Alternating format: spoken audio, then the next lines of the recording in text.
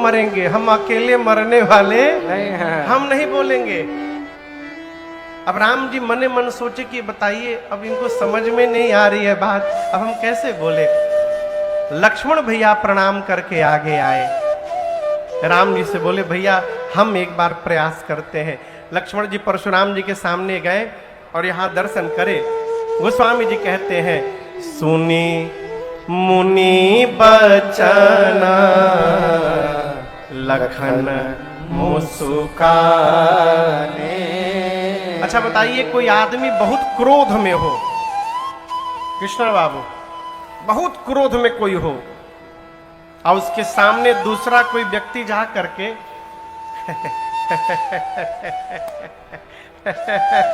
हंसने लगे, मुस्कुराने लगे, तो क्या होगा? बोली हाँ, कि वो बहुत खिसियाई लोके उजे जाके हंसे लागो तो क्या हुई और ही क्रोध भड़क जाई। एक तो परशुराम जी पहले से गुस्से में, हाँ के कहता वो भैया कहतन के मारे के मन करियो के, हमन वह बतिया भइल और ही गुस्सा बढ़ जाई। हाँ, लक्ष्मण जी जाकर परशुराम जी के सामने मुस्कुराने लगे, बोले ये बताइए आप धनुष टूटने के बाद ही आए हैं ना यहाँ पर? मैं अपने बारे में एक बात बताऊं, बहु धनु ही तोड़ी लड़िकाई,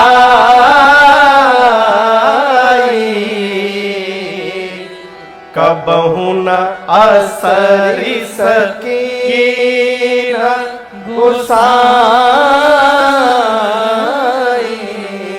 श्री लक्ष्मण जी जाकर परशुराम जी से बोले प्रणाम करके ये बताइए, हम जब छोटे थे तो रोज एक धनु ही तोड़ देते थे, रोज, लेकिन आप उस समय तो कभी आए नहीं। यदि आप धनुष टूटने के बाद ही आते हैं तो उस दिन क्यों नहीं आए पहले? आज चले आए हैं आप इस धनुष के टूटने के बाद, कोनो स्पेशल धनुष था क्या ये है? इतना क्रोध क्यों हो रहा है?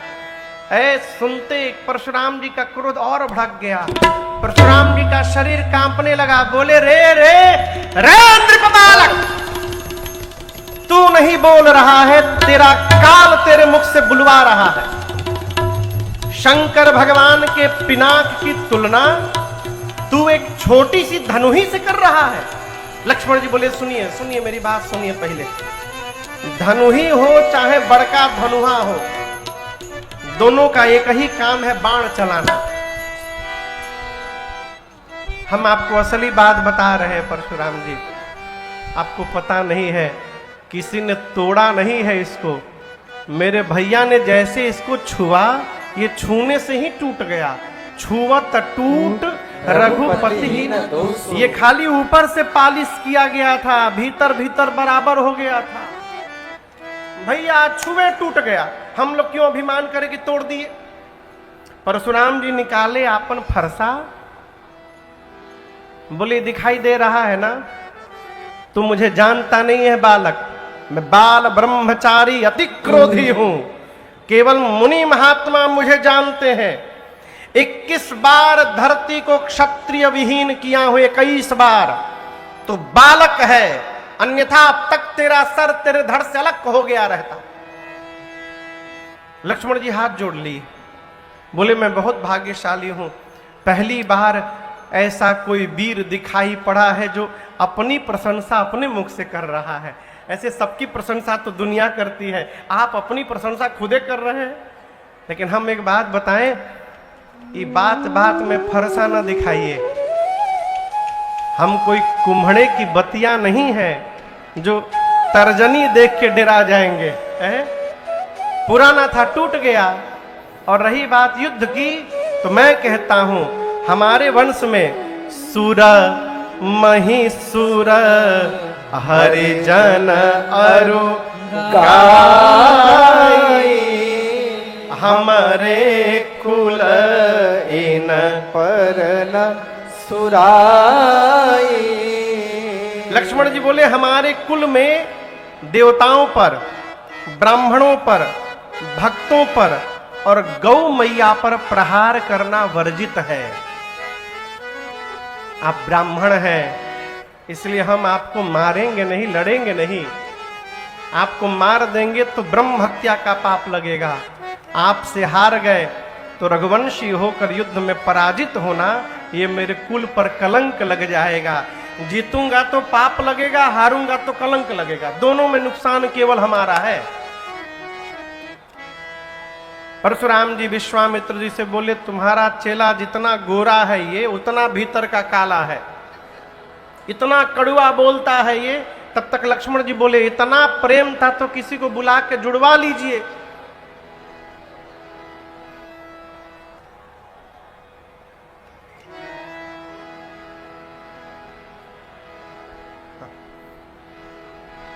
राम जी ने संहार किया।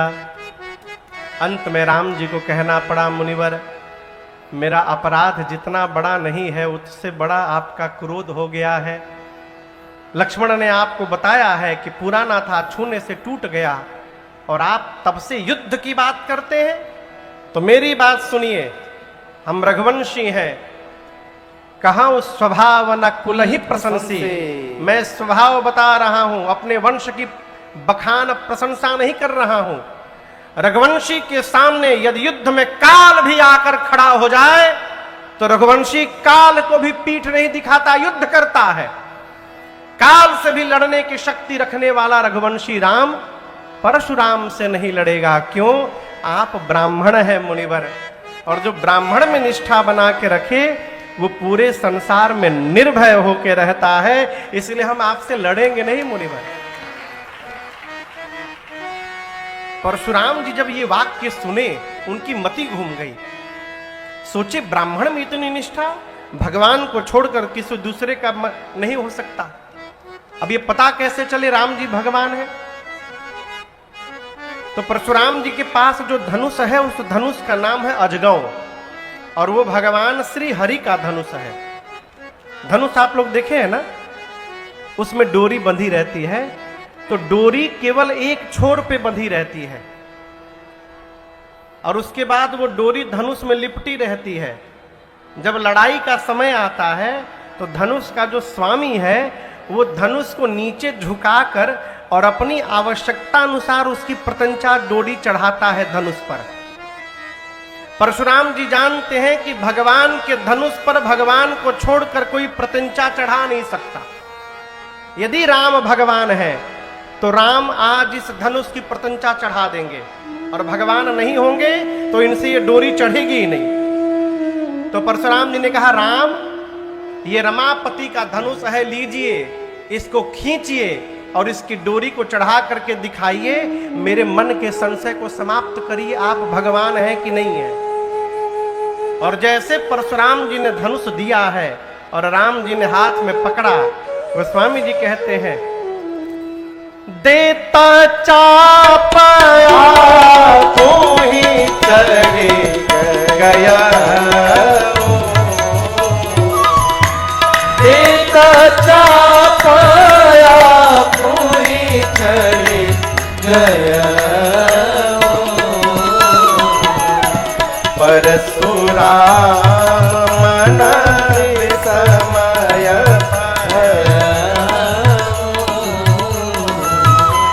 परशुराम समय भय, परशुराम मन समय भय। गोस्वामी जी कहते हैं, जैसे परशुराम जी ने धनुष दिया, राम जी ने धनुष पकड़ा, राम जी को डोरी चढ़ानी नहीं पड़ी। राम जी के हाथ में आते धनुष और उसकी डोरी अपने आप चढ़ गई।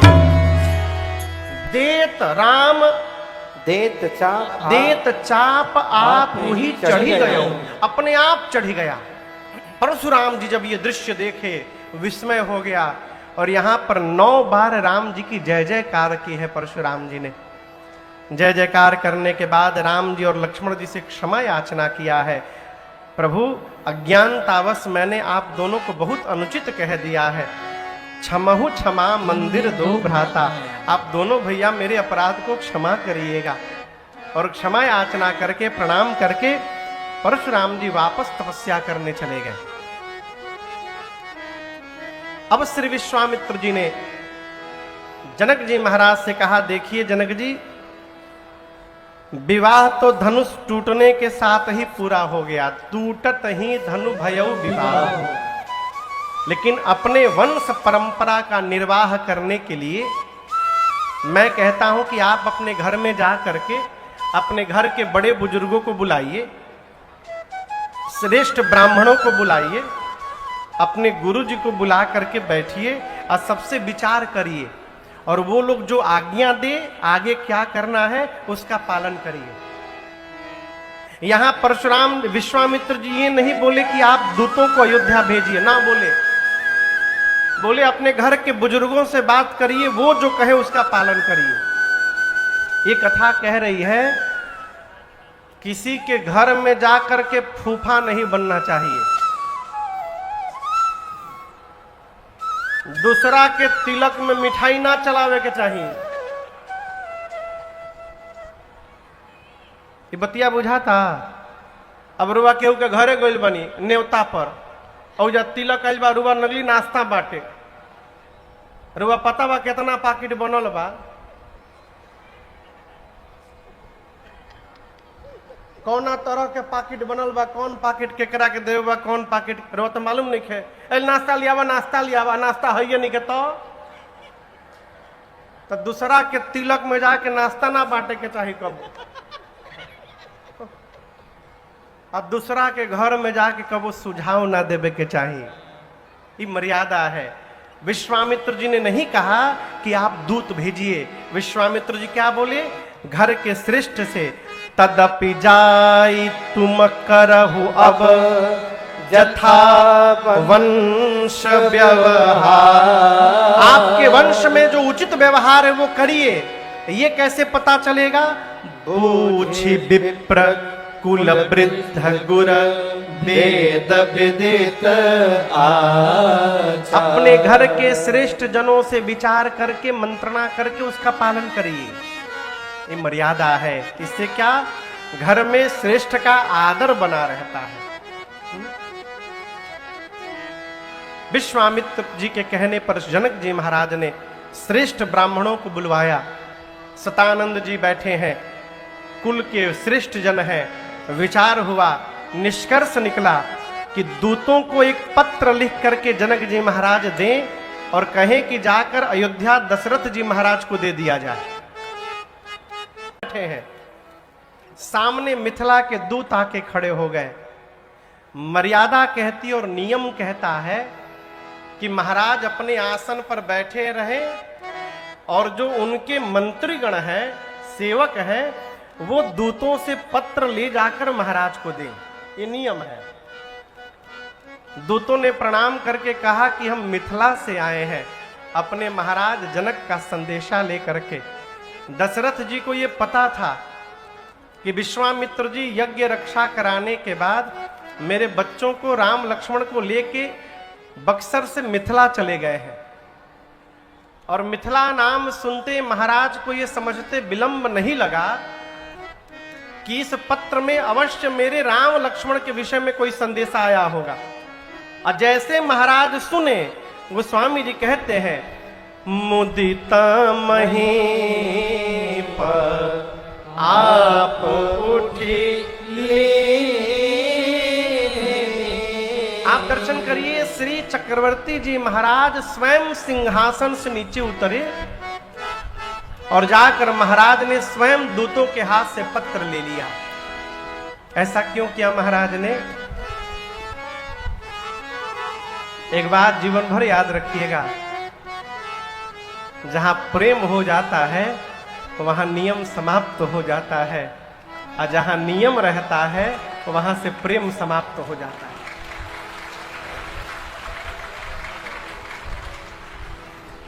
महाराज सब नियम आज भूल गए।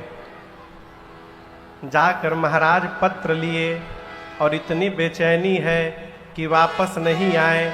वहीं खड़े खड़े चिट्ठी खोल के पढ़ने लगे। और जैसे महाराज पढ़ना प्रारंभ किए, बारी बिलोचन मोचत बारी। आंख में जल आ गए। महाराज बार बार आंसुओं को पोंछकर और पुलक गात आई भरी छाते। पत्र पढ़ते महाराज दशरथ के शरीर का एक एक रोम पुलकित हो गया। नेत्र से अश्रु निकलने लगे। आनंद से हृदय भर गया। महाराज की सभा के जो मंत्रीगण थे वो बेचैन हो गए कि न जाने ऐसा क्या लिखा है कि महाराज इतने आनंद में आ गए। मंत्रियों ने कहा गुरु प्रभु कृपा करके एक बार हमको भी पता चले कि उसमें क्या लिखा है।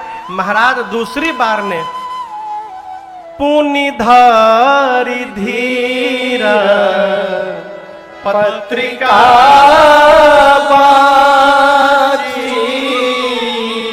हरसी सभा बात सुनी साचे। महाराज ने दूसरी बार अपनी सभा के लोगों को सुनाया। महाराज मन में सोच रहे एक बार और ही केहू कही देत ना तो तीसरका बार पढ़ लेती। ये क्या है? आजकल ये पत्र लिखने का व्यवहार प्रायः लुप्त हो गया है। कहां के वो चिट्ठी लिखा था? अब तो सीधे फोन कर दिया जाता।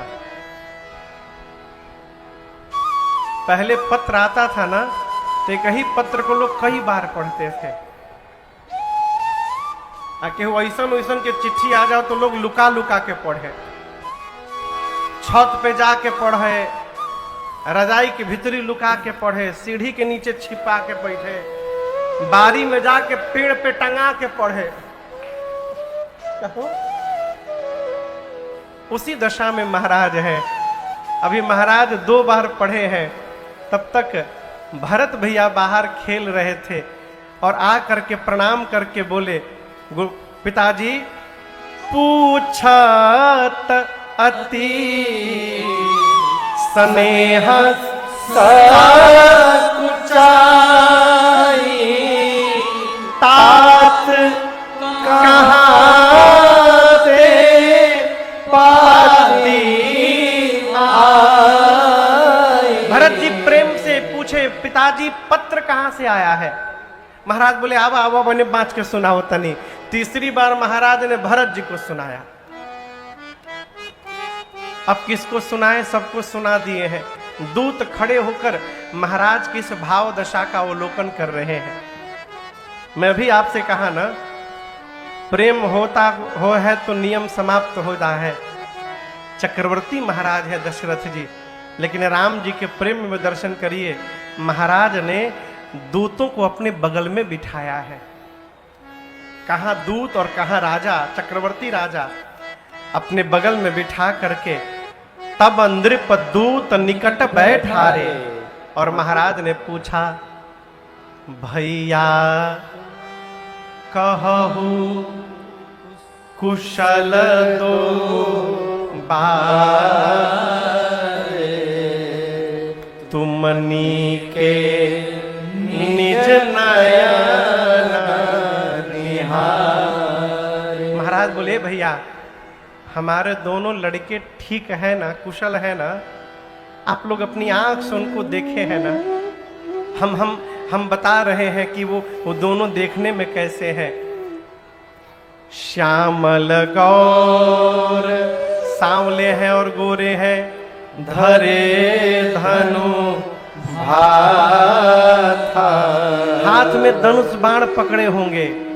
बय किशोर अभी उम्र बहुत कम है, किशोर अवस्था में है।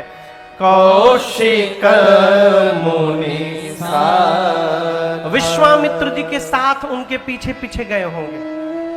आप लोग उनको पहचाने हैं ना? दोनों कुशल हैं ना मेरे बच्चे? ये बताइए जनक जी महाराज मेरे बच्चों को कैसे पहचान गए? महाराज की बात को सुनकर मिथिला के दूत मुस्कुराते हैं। कहते महाराज ये न पूछिए कि जनक जी महाराज आपके बच्चों को कैसे पहचान गए। प्रश्न ये करिए कि यार जगत में आपके बच्चों को कौन नहीं पहचानता है। पूरा विश्व आज आपके बच्चों को जान रहा है। जिस प्रकार सूर्य के निकलने